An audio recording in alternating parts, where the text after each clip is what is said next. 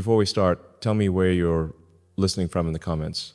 Maybe you're a parent wondering how to introduce faith into your family life. Maybe you're someone who grew up praying but drifted away from it as an adult. Maybe you're curious about how successful people balance science and technology with spiritual beliefs. Maybe you're asking yourself if prayer really makes a difference, or if it's just something people do out of habit. This conversation is for you. I want to tell you about something that started almost by accident and changed not just my relationship with my son, but my relationship with God, with myself, and with what it means to be present in a world that constantly demands your attention elsewhere. A year ago, I started praying with my 5-year-old son, X, before bedtime. Not because I had some grand spiritual awakening, not because someone told me I should, but because he asked me a question I couldn't answer with engineering or logic. He asked me where people go when they die, and whether they could still see us from somewhere beyond. I stood there in his bedroom, this brilliant little boy looking up at me with complete trust that I would have an answer, and I realized that all my knowledge about physics and space and technology couldn't help him understand the mystery of what happens when we die. I could explain rocket trajectories and battery chemistry, but I couldn't explain the human soul. That night, instead of giving him a scientific explanation about energy and matter, I said, let's ask God to help us understand. And we prayed together for the first time. I expected it to be awkward. I expected him to ask questions I couldn't answer.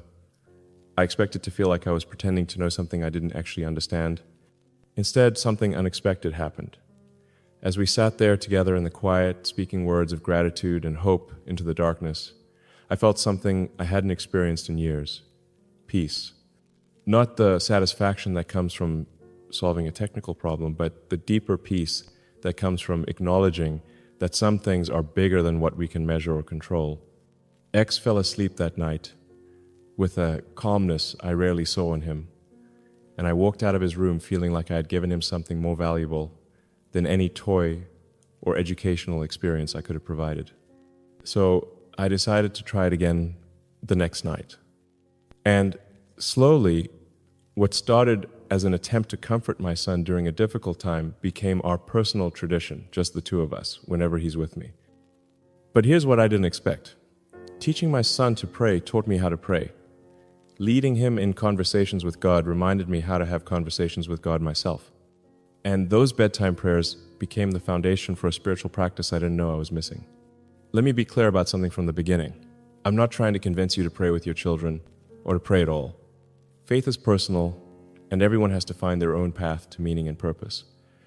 But I want to share what this experience has taught me, because the lessons have been surprising and profound.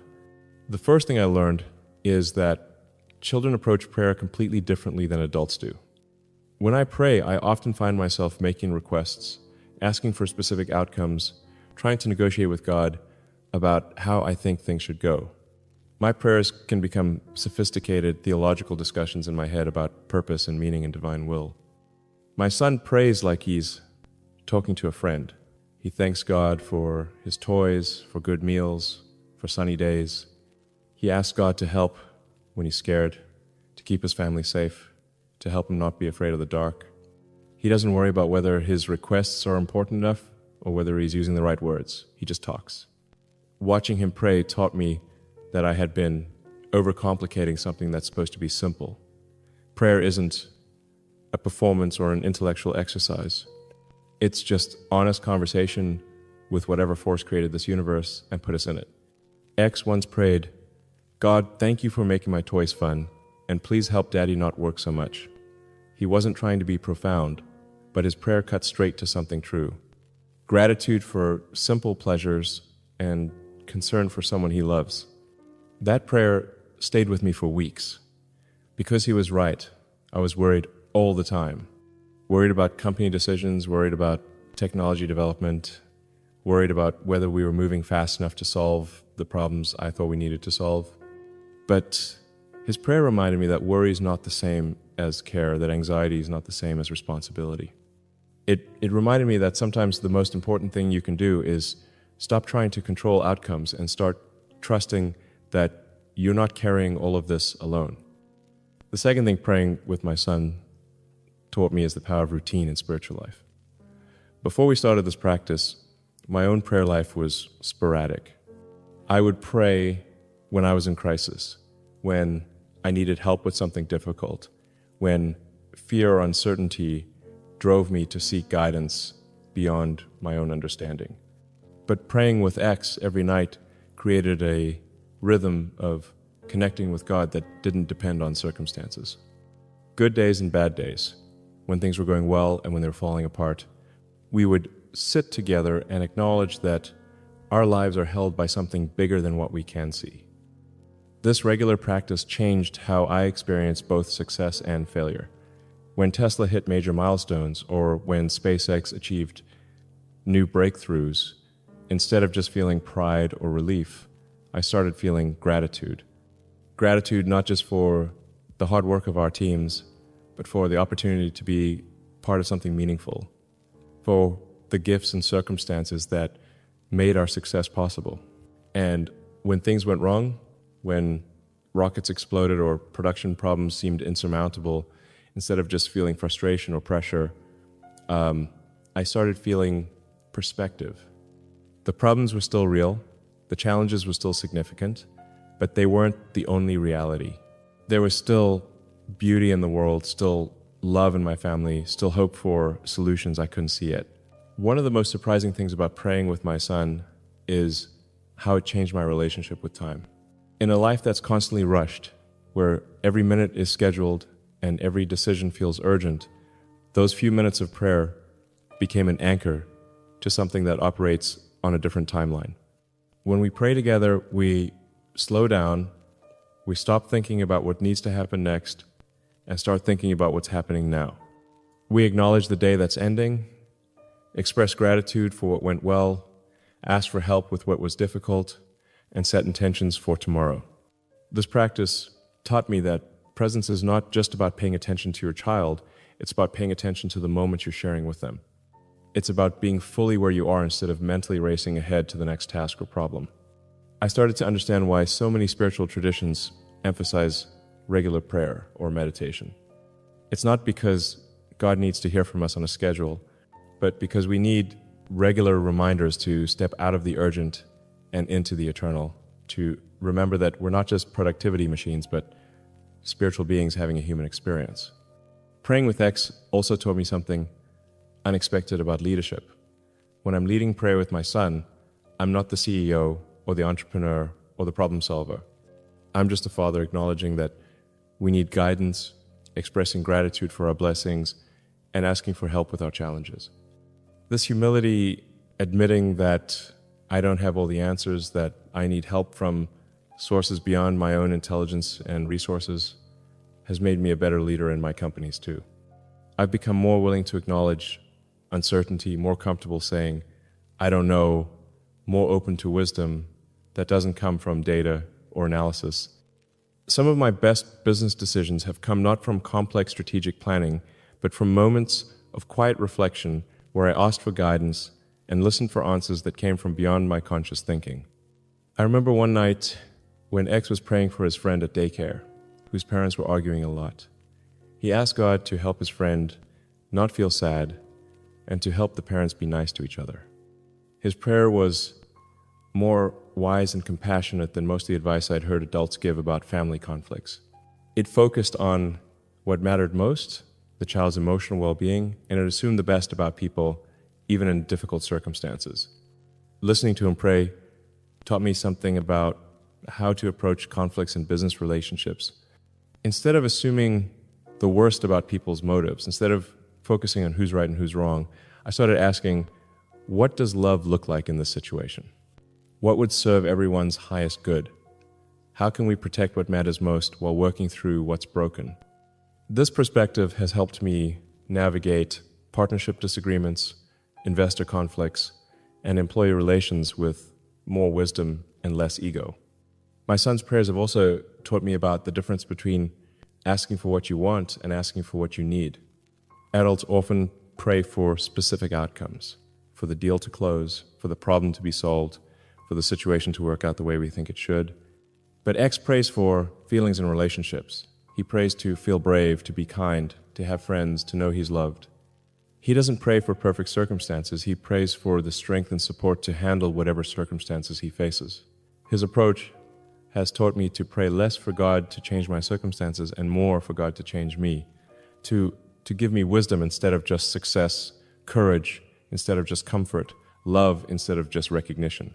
This shift in how I pray has changed how I approach challenges. Instead of just trying to force outcomes through effort and strategy, I've learned to also ask, what is this situation trying to teach me? How can I grow through this experience? What kind of person do I need to become to handle this well? One of the most surprising things about praying with my son is how it's given me insights into his inner life that I wouldn't get from casual conversation. When we pray together, he often mentions worries about daycare, concerns about friends, gratitude for experiences he enjoyed. These prayer requests give me insights into his inner life that I wouldn't get from casual conversation. They help me understand what's really important to him, what's causing him anxiety, what's bringing him joy. This has made me a more responsive father. Instead of guessing what my son needs or imposing my own assumptions about what's important, I can listen to what he's actually experiencing and respond to his real concerns.